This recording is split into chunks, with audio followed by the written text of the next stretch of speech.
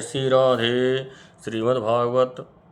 श्रीमद्भागवत महापुराण चतुर्थ स्कंद अथ तृतीय अध्याय। सती का पिता के यहाँ युगोत्सव में जाने के लिए आग्रह करना। श्री मैत्रेयी कहते हैं, विदुर जी, इस प्रकार उन ससुर दामाद को आपस में वैर विरोध रखते हुए बहुत अधिक समय निकल गया। इसी समय प्रजा ब्रह्मा जी ने दक्ष को समस्त प्रजापतियों को अधिपति बना दिया। इससे उनका गर्व और भी बढ़ गया। उसने भगवान शंकर आदि ब्रह्मनिष्ठों को यज्ञ भाग न देकर उनका तिरस्कार करते हुए पहले तो वाजपेयी यज्ञ किया और फिर बृहस्पति शव नाम का महायज्ञ आरंभ किया। उस यज्ञोत्सव में सभी महर्षि, देवऋषि, पितर, देवता आदि अपनी अपनी पत्नियों के साथ पधारे। उन सब ने मिलकर वहाँ मांगलिक कार्य संपन्न किए और दक्ष के द्वारा उन सब का स्वागत सत्कार किया गया। उस समय आकाश मार्ग से जाते हुए देवता आपस में उस यज्ञ की चर्चा करते जाते थे। उनके मुख से दक्ष कुमारी सती ने अपने पिता के घर होने वाली यज्ञ की बात सुन ली। उन्होंने देखा कि हमारे निवास स्थान कैलाश के पास से होकर सब ओर से चंचल नेत्रों वाली गंधर्व और यक्षों की स्त्रियां चमकीले कुंडल और हार पहने खूब सज धज कर अपने अपने पतियों के साथ विमानों पर बैठी उस यज्ञ महोत्सव में जा रही हैं। इससे उन्हें बड़ी उत्सुकता हुई और उन्होंने अपने पति भगवान भूतनाथ से कहा। सती ने कहा, वामदेव, सुना है इस समय आपके ससुर दक्ष प्रजापति के यहाँ बड़ा भारी यज्ञोत्सव हो रहा है। देखिए, ये सब देवता वहीं जा रहे हैं। यदि आपकी इच्छा हो तो हम भी चलें। इस समय हमने आत्मीयों से मिलने के लिए मेरी बहनें भी अपने अपने पतियों के साथ वहाँ अवश्य आएंगी। मैं भी चाहती हूँ कि आपके साथ वहाँ जाकर माता पिता के दिए हुए गहने, कपड़े आदि उपहार स्वीकार करूँ। वहाँ अपने पतियों से सम्मानित बहनों, मौसियों और हृदया जननी को देखने के लिए मेरा मन बहुत दिनों से उत्सुक है। कल्याणमय इसके सिवा वहाँ महर्षियों का रचा हुआ श्रेष्ठ यज्ञ भी देखने को मिलेगा। अजन्मा प्रभु, आप जगत की उत्पत्ति के हेतु हैं। आपकी माया से रचा हुआ ये परम आश्चर्यमय त्रिगुणात्मक जगत आप ही में भास रहा है। किंतु मैं तो स्त्री स्वभाव होने के कारण आपके तत्व से अनभिज्ञ और बहुत दीन हूँ। इसलिए इस समय अपनी जन्मभूमि देखने को बहुत उत्सुक हो रही हूँ। जन्म रहित नीलकंठ, देखिए, इनमें कितनी ही स्त्रियां तो ऐसी हैं जिनका दक्ष से कोई संबंध भी नहीं है, फिर भी वे अपनी अपनी पतियों के सहित खूब सज कर झुंड की झुंड वहाँ जा रही हैं। वहाँ जाने वाली इन देवांगनाओं के राजहंस के समान श्वेत विमान से आकाशमंडल कैसा सुशोभित हो रहा है। सुरश्रेष्ठ, ऐसी अवस्था में अपने पिता के यहाँ उत्सव का समाचार पाकर उसकी बेटी का शरीर उसमें सम्मिलित होने के लिए क्यों न छटपटाएगा। पति, गुरु और माता पिता आदि सहृदयों के यहाँ तो बिना बुलाए भी जा सकते हैं।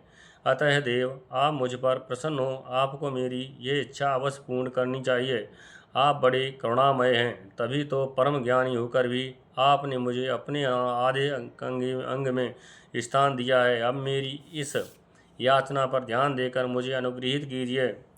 श्री मैत्रेयी जी कहते हैं, प्रिया सती जी के इस प्रकार प्रार्थना करने पर अपने आत्मियों का प्रिय करने वाले भगवान शंकर दक्ष प्रजापति के उन ब्रह्मभेदी त्रिवचन रूप बाणों का स्मरण हो आया जो उन्होंने समस्त प्रजापतियों के सामने कहे थे। तब वे हंसकर बोले। भगवान शंकर ने कहा, सुंदरी, तुमने जो कहा कि अपने बंधुजनों के यहाँ बिना बुलाए भी जा सकते हैं, तो ठीक ही है, किंतु ऐसा तभी करना चाहिए जब उनकी दृष्टि अतिशय प्रबल देहाभिमान से उत्पन्न हुए मद और क्रोध के कारण द्वेष दोष से युक्त न हो गई हो। विद्या, तप, धन, सुदृढ़ शरीर, युवावस्था और उच्च कुल, ये 6 तत्पुरुषों के तो गुण हैं, परंतु नीच पुरुषों में ये ही अवगुण हो जाते हैं, क्योंकि इनसे उनका अभिमान बढ़ जाता है और दृष्टि दोष युक्त हो जाती है एवं विवेक शक्ति नष्ट हो जाती है। इसी कारण वे महापुरुषों का प्रभाव नहीं देख पाते। इसी से जो अपने यहाँ आए हुए पुरुषों की कुटिल बुद्धि से भौं चढ़ाकर रोष भरी दृष्टि से देखते हैं, उन अव्यवस्थित चित्त लोगों के यहाँ ये हमारे बांधव हैं, ऐसा समझकर कभी नहीं जाना चाहिए। देवी, शत्रुओं के बाणों से बिध जाने पर भी ऐसी व्यथा नहीं होती है जैसी अपने कुटिल बुद्धि स्वजनों के कुटिल वचनों से होती है, क्योंकि बाणों से शरीर छिन्न भिन्न हो जाने पर तो वैसे तैसे निद्रा आ जाती है, किंतु कुवाक्यों से मर्म स्थान विद्ध हो जाने पर तो मनुष्य हृदय की पीड़ा से दिन रात बेचैन रहता है। सुंदरी, अवश्य मैं ये जानता हूँ कि तुम परमोन्नति को प्राप्त हुए दक्ष प्रजापति को अपनी कन्याओं में से सबसे अधिक प्रिय हो, तथा मेरी आश्रिता होने के कारण तुम्हें अपने पिता से मान नहीं मिलेगा, क्योंकि वे मुझसे बहुत जलते हैं। जीव की चित्तवृत्ति के साक्षी अहंकार शून्य महापुरुषों की समृद्धि को देखकर जिसके हृदय में संताप और इंद्रियों में व्यथा होती है, वह पुरुष उनके पद को तो सुगमता से प्राप्त कर नहीं सकता, बस दैत्यगण जैसे श्रीहरि से द्वेष मानते हैं वैसे ही उनसे कुढ़ता रहता है।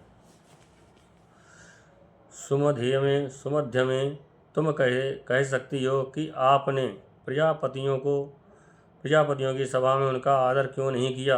तो हे सम्मुख जाना, नम्रता दिखाना, प्रणाम करना आदि क्रियाएं जो लोक व्यवहार से परस्पर की जाती हैं, तत्वज्ञानियों के द्वारा बहुत अच्छे ढंग से की जाती हैं।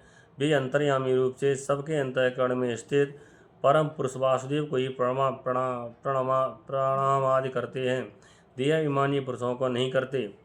विशुद्ध अंतःकरण का नाम ही वासुदेव है, क्योंकि उसी में भगवान वासुदेव का अपरोक्ष अनुभव होता है।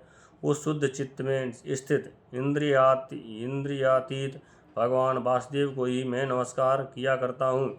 इसलिए प्रिय, जिसने प्रजापतियों के यज्ञ में मेरे द्वारा कोई अपराध न होने पर भी मेरा कटवाक्यों से तिरस्कार किया था, वह दक्ष यद्यपि तुम्हारे शरीर को उत्पन्न करने वाला पिता है, तो भी मेरा शत्रु होने के कारण तुम्हें उसे अथवा उसके अनुयायियों को देखने का विचार भी नहीं करना चाहिए।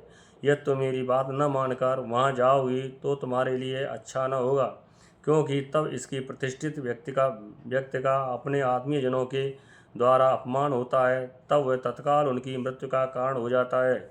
इति श्रीमद्भागवते महापुराणे परमहंसायां संहितायां चतुर्थस्कंदे उमा रुद्र संवादे तृतीयोऽध्यायः समाप्तः। जय जय श्री राधे।